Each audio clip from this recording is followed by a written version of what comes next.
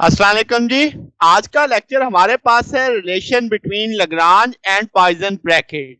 तो हम इससे पहले लैग्रांज ब्रैकेट भी पढ़ चुके हैं लास्ट लेक्चर में, और उससे पीछे हम पॉइसन ब्रैकेट भी डिटेल में पढ़ चुके हैं। तो अब देखने वाले हैं कि इनका बाहमी ताल्लुक क्या होता है, क्या रिजल्ट्स आते हैं। तो जनाब शुरू करते हैं। मेन हेडिंग होगी हमारे पास relation between Lagrange and Poisson bracket. तो शुरू करेंगे इस बात से कि एफ के, तो के आपके पास 1 से लेकर 2n है, यानी 2n इंडिपेंडेंट फंक्शन है। F is a function, capital F मैंने लिखा है। तो 2n इंडिपेंडेंट फंक्शन मैंने लिए हैं। 2n ही क्यों लिए? क्योंकि आपके पास एफ के फंक्शन है किसका? 2n इंडिपेंडेंट कोऑर्डिनेट्स का, यानी हर कोऑर्डिनेट का अलग अलग अलग फंक्शन। तो 2n इंडिपेंडेंट कोऑर्डिनेट है, तो हर कोऑर्डिनेट के लिए अलग अलग फंक्शन हुआ। तो अब 2n हुए कैसे? अगर आप q देखो तो q1 q2 q3 qn तक जा रहा है, p1 p2 p3, यानी कि आपके पास पोजीशन और जनरलाइज मोमेंटा के n कोऑर्डिनेट्स हैं। तो आपके पास 2n कोऑर्डिनेट्स बन गए ये। तो हर कोऑर्डिनेट का अलग अलग फंक्शन होने के नाते तो 2n इंडिपेंडेंट फंक्शन है। तो इस नाते मैं अब लिखता हूं कि आपके पास k इज इक्वल 1 टू आपके पास 2n, क्योंकि f के 2n इंडिपेंडेंट है, तो f के fi है। ये देखो आपके पास करली ब्रैकेट्स में है, तो आप इसे लिखोगे कि ये लैग्रांज ब्रैकेट है, जबकि ये स्क्वायर ब्रैकेट्स के अंदर है, तो ये पॉइसन ब्रैकेट को रिप्रेजेंट कर रहा है। तो ये प्रूफ करना है मुझे कि पॉइसन ब्रैकेट और लैग्रांज ब्रैकेट आपके पास इक्विवेलेंट आता है डेल्टा आई जे। तो इक्वेशन 1 मेरा प्रूफ करना है, टास्क है मेरे पास। तो शुरू करते हैं जनाब, लेट्स से। तो पहले तो समझ लेना कि लैग्रांज ब्रैकेट क्या है, एक दफा रिवाइज हो जाएगा। तो लैग्रांज ब्रैकेट अगर जब मैं दो फंक्शंस में देखता हूं तो एफ के और एफ आई में देख रहा हूं। एफ के भी आपके पास क्यू आई और पी आई है, टी का आपके पास फंक्शन है। इसी तरह एफ आई भी क्यू आई और पी आई का फंक्शन है आपके पास। और आप जानते हैं क्यू की वैल्यू 1 से n तक है, पी आई की वैल्यू भी 1 से n तक आप शुमार करेंगे। ठीक हो गया। तो अब आपके पास लैग्रांज ब्रैकेट कैसे लिखी जाएगी? एफ के एफ आई है, ऊपर आ जाएगा पार्शियल क्यू आई। आपने इसे अब समेशन एल के तौर पे लिया है, ठीक है। तो आपके पास partial Q L over partial F K आ जाएगा, partial P L over partial F I आ जाएगा। तो आपके पास इस minus partial P L over partial F K, फिर partial Q L over partial F I. तो यहाँ पे समेशन अब मैंने एल के लिहाज से चलाई है इंडिसेस इसके। अब आप जब इसमें आप जानते हैं क्यू आई पी आई क्या कैनोनिकल कोऑर्डिनेट्स हैं फेस स्पेस के अंदर। तो जनाब अब आपके पास जब मैं पॉइसन ब्रैकेट की बात करता हूं तो ये भी आपके पास दो फंक्शन के डायनामिकल वेरिएबल इसमें कौन से होंगे? एफ के आएगा, एफ जे आएगा। पिछले में एफ आई था, पॉइसन आपने लैग्रांज ब्रैकेट ली थी एफ के और एफ आई में, पॉइसन ब्रैकेट ले रहे हैं एफ के और एफ जे के अंदर, ठीक है। एफ के और एफ जे दोनों क्यू आई और पी आई के फंक्शन है। तो आप यहाँ पे पॉइसन ब्रैकेट लिख दोगे स्क्वायर ब्रैकेट की सूरत में, तो आप लिखोगे कि ये अब एम के लिहाज से है partial F K over partial Q M, partial F J over partial P M, minus partial F K over partial P M, partial F J over partial Q M आ जाएगा। तो यहाँ पे क्यू आई पी आई आपके पास canonical coordinate है phase space के। अब आपके पास लैग्रांज ब्रैकेट भी है, अब आपके पास पॉइसन ब्रैकेट भी है। ये दोनों वैल्यूज जो इक्वेशन 1 है इसकी ये वाली जो लेफ्ट साइड है इसमें प्लेस कर देते हैं, यानी कि आपके पास लेफ्ट साइड में अब आपके पास क्या मैं कह सकता हूँ लैग्रांज ब्रैकेट की वैल्यू है? बिल्कुल है। क्या मैं कह सकता हूँ पॉइसन ब्रैकेट की वैल्यू है? बिल्कुल है। वो दोनों वैल्यूज मैंने प्लेस कर दी लेफ्ट हैंड साइड में। तो ये मैंने हाईलाइट कर दिया कि आपके पास शुरू वाली वैल्यू किसकी है जनाब? लैग्रांज ब्रैकेट की। ये वाली किसकी है? पॉइसन ब्रैकेट की। अब मैंने नीचे कुछ नहीं किया, सिर्फ इसके 4 फैक्टर थे उनको 4 रंग दे दिए ताकि मुझे जरब देने में समझाने में आसानी रहे, ठीक है। पहला हिस्सा जो है इसका उसको मैंने ग्रीन कलर दिया है, दूसरे को मैंने येलो, फिर सियान और फिर आपका रेड कलर चल रहा है। अब आप देख सकते हो कि जो इक्वेशन में के वाला शुरू में आ गया है, अब ये समेशन एल है, ये समेशन एम है। तो मैं इकट्ठा करके लिख देता हूं ऐसे समेशन एल एम, और अब इनको आपस में मुझे जरब देनी है। तो ये ग्रीन पहले सियान और रेड से जरब खाएगा, फिर येलो आपका सियान और रेड से जरब खाएगा। तो इस तरीके से ये मुकम्मल जरब हो जाएगी। तो आप देखो यही किया, ग्रीन पहले सियान आपके पास जरब खा रहा है सियान के साथ, तो पार्शियल क्यू आई वो partial F K, partial P L वो पार्शियल पी आई, और ये पूरा फैक्टर साथ में आ गया। फिर ग्रीन रेड वाले फैक्टर के साथ जरब खाएगा, पार्शियल क्यू एल वो पार्शियल पी एल आ जाएगा साथ में, सॉरी पार्शियल क्यू एल वो पार्शियल एफ के आ जाएगा, partial P L over partial F I आ जाएगा, साथ में रेड वाला पूरा फैक्टर आ गया। अब येलो आपके पास ज़रब खाएगा सियान के साथ, तो इस तौर पे आ जाएगा, फिर येलो आपका रेड के साथ मल्टीप्लाई करेगा, तो पूरा एक फैक्टर आपने आ गया, सिंपल सामने आपके है, जस्ट कोई ज्यादा काम नहीं किया, मल्टीप्लीकेशन की है। ठीक होगी बात। अब ये सारा फैक्टर मैंने दोबारा लिखा, कोई बदलाव नहीं किया, मैंने अब एक सारों का यानी कलर तब्दील किया। अब मैंने इसमें आपको बताया कि 4 फैक्टर हैं और हर फैक्टर से मैंने के वाली टर्म को हाईलाइट कर दिया।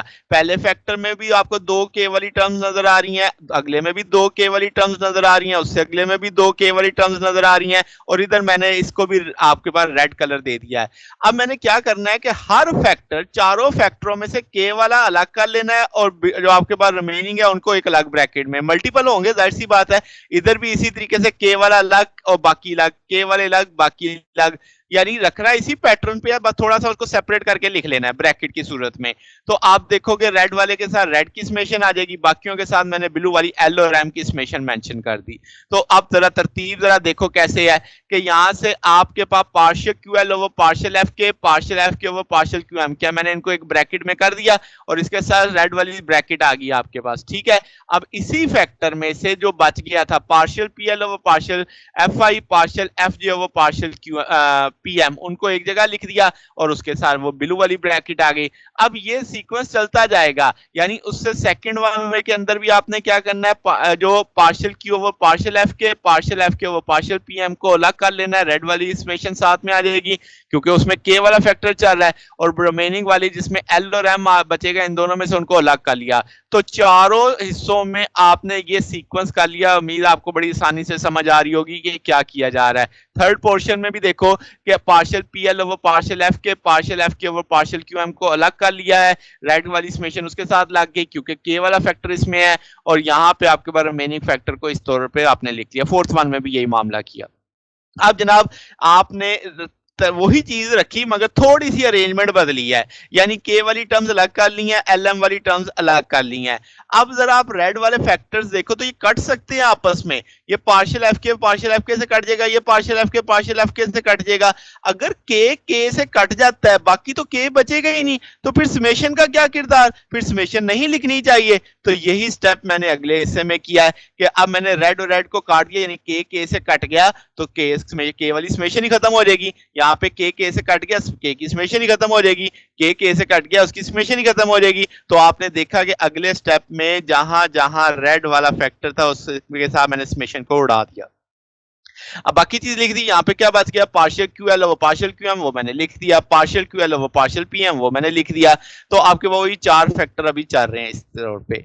अब आप जानते हैं, आपने क्रोनिकल डेल्टा फंक्शन पढ़ा हुआ है कि जो आइडेंटिकल होंगे कि ratio partial Q L over partial Q M, जैसे देखो मैंने इधर हाईलाइट कर दिया है, तो इसी तरीके से partial P L over partial P M हम इसे डेल्टा एल एम के तौर पर लिख सकते हैं। एल और एम अगर बराबर हुए तो वैल्यू 1 लगाएंगे, अगर आपके पास बराबर नहीं है तो इसकी वैल्यू 0 होगी। ये प्रॉपर्टी आपके पास। फिर आपके पास देखो कि जो डिफरेंट डिफरेंशियल चल रहे हैं, partial Q L over partial P M, क्योंकि इंडिपेंडेंट वेरिएबल है तो इनका जवाब 0 आएगा। Partial P L over partial Q M, इनका जवाब भी 0 आएगा। तो अब 4 फैक्टर्स में से आपके 2 ऐसे नजर आ रहे हैं जो 0 से मल्टीप्लाई होंगे। कैसे, क्या बात कर रहा हूं कि आपके पास अगर आप गौर करो तो partial Q L over partial Q M की जगह हम डेल्टा एम लगा देंगे, वो लगा दिया। फिर ये partial Q L over partial P M, ये इंडिपेंडेंट वेरिएबल होने के नाते क्या हो जाएगा, 0 हो जाएगा। फिर partial P L over partial Q M independent ना होने के नाते 0 हो जाएगा। फिर partial P L over partial P M delta L M के बराबर आ जाएगा। तो जनाब अब आपके पास ये 4 फैक्टर आगे 2 0 हो गए इसमें से, तो बाकी 2 बचे, वो 2 मैं लिख देता हूं नीचे, वो मैंने 2 लिख दिए यहाँ पे। अब क्रोनिकल डेल्टा फंक्शन की ये वैल्यू एक प्रॉपर्टी है कि आप इसके इंडिसेस इंटरचेंज कर सकते हैं, एल एम की जगह एम एल कर सकते हैं। वही काम मैंने किया यहाँ पे कि एल एम चल रहा था, मैंने उसकी जगह एम एल और एम एल कर दिए। ठीक है, अब ये मल्टीपल हो रहे हैं, तो अब आप एक चीज जानते हैं कि ये सिमिलर के होते हैं, यानी डेल्टा एल एम किसका हो सकता है, partial Q M over partial Q L का, या फिर partial P M over partial P L का, यानी या दोनों पोजीशन वाले होंगे या दोनों मोमेंटम वाले होंगे। तो तो अब मैंने एक तरकीब रखनी है कि जहां मोमेंटम वाली टर्म जिस ब्रैकेट में आ रही है वहां डेल्टा एम एल की वैल्यू मोमेंटम वाली लगाऊंगा, जहां पोजीशन वाली वैल्यू आ रही है ब्रैकेट में वहां डेल्टा एम एल की वैल्यू पोजीशन वाली लगाऊंगा। बात समझ आ गई? तो आप देखो इस ब्रैकेट में जब मैं इसे डेल्टा एम एल की वैल्यू लगाऊंगा तो मैंने मोमेंटम वाली वैल्यू लगाई partial P M over partial P L, यहाँ पे मैंने पोजीशन वाली वैल्यू लगाई partial Q M over partial Q L. अब कुछ चीजें कटती हैं आपके पास, यहाँ पे क्यू एम से कट जाएगा, क्यू एल से कट जाएगा, यहाँ पे पी एम से कट जाएगा, पी एल से कट जाएगा, रिमेनिंग फैक्टर ये आ गया। अब ये देखो partial F G over partial F आई, partial F G over partial F आई, यानी कि ये डेल्टा जे आई के बराबर आ गया। और हम जानते हैं डेल्टा आप इंडिसेस चेंज कर सकते हैं, डेल्टा आई जे भी लिख सकते हैं, तो इसका मतलब आप इसकी वैल्यू डेल्टा आई जे लिख दोगे। तो यही तो प्रूफ करना था, यही जो इक्वेशन आई यही आपके पास रिलेशन है लैग्रांज और पॉइसन ब्रैकेट का। तो आपके पास ये जो मैंने अभी रिलेशन बनाया है कि जरूरी नहीं कि कैनोनिकल कोऑर्डिनेट्स हो के लिए लागू होता है, अगर कैनोनिकल कोऑर्डिनेट्स नहीं भी है तब भी ये उस पर होल्ड करेगा, यानी आपके पास एनी आर्बिट्रेरी ट्रांसफॉर्मेशन पे ये चीज होल्ड कर रही होती है। ठीक है, बड़ा अहम पॉइंट है ये।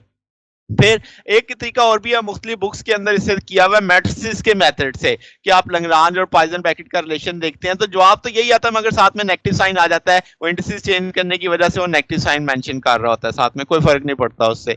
तो जनाब ये आपके पास रिजल्ट आ गया। अब इसके एक दो छोटे छोटे प्रॉब्लम देख लेते हैं, पेपर में लास्ट टाइम बहुत इंपॉर्टेंट आते हैं कि आपके पास ये क्वेश्चन आएगा कि भाई पी के और क्यू आई का आपके पास लैग्रांज ब्रैकेट है और पी के और क्यू जे का आपके पास पॉइसन ब्रैकेट है, एक हिस्सा ये है, एक है क्यू के क्यू आई का आपके पास लैग्रांज ब्रैकेट है और क्यू के और क्यू जे की आपके पास पॉइसन ब्रैकेट है। कहा जाता है इसका जवाब प्रूव करो कि ये आइडेंटिटी जीरो के बराबर है या नहीं। तो अब हम जानते हैं, हमें प्रॉपर्टीज असल में याद होनी चाहिए लैग्रांज की भी और पॉइसन की भी। अब आप जानते हैं लैग्रांज की आपके पास है पी के क्यू आई, ये डेल्टा की आई के बराबर आ जाएगा, और आपके पास पॉइसन लैग्रांज की प्रॉपर्टी आइडेंटिकल होता है, जब दोनों फैक्टर आइडेंटिकल होते हैं तो जवाब जीरो आ जाता है। इंडिसेस तो अलग अलग हो सकते हैं, पैरामीटर्स कोऑर्डिनेट्स आपका ये भी पोजीशन आपका नहीं ये भी पोजीशन है तो जवाब जीरो आ जाएगा। सेम आपके पास पॉइसन ब्रैकेट की प्रॉपर्टी होती है कि आइडेंटिकल अगर आपके कोऑर्डिनेट्स हैं तो जवाब फंक्शन है तो जवाब जीरो आ जाएगा। फिर पी के और क्यू जे है ये डेल्टा के जे के बराबर आ जाएगा। तो आप वैल्यूज प्लेस करोगे इसके अंदर तो आप देखोगे कि पी के क्यू आई की जगह डेल्टा के आई आ जाएगा, ये जीरो हो जाएगा आपके पास एक फैक्टर, सो आप वैल्यू इसमें प्लेस कर देंगे तो जवाब आपके पास ये तो इस तौर पे लिखा जा सकता है। ठीक हो गया जनाब, तो ये रिजल्ट आपके पास आ गया। अब आपके पास जनाब नेक्स्ट आइडेंटिटी क्या है कि अगर आपके दो इस तरीके से हैं, Q L Q I Q के क्यू जे है, और इस तौर पे आप इसे लिख सकते हैं कि आपके पास ये जाहिर है जो आइडेंटिकल है उनका जवाब जीरो है, जो डिफरेंट है उनका डेल्टा की सूरत में है, तो आप इसे डेल्टा आई जे की सूरत में लिख सकते हैं। तो ये आप बेसिकली सादा सा पिक बना सकते हैं इसकी।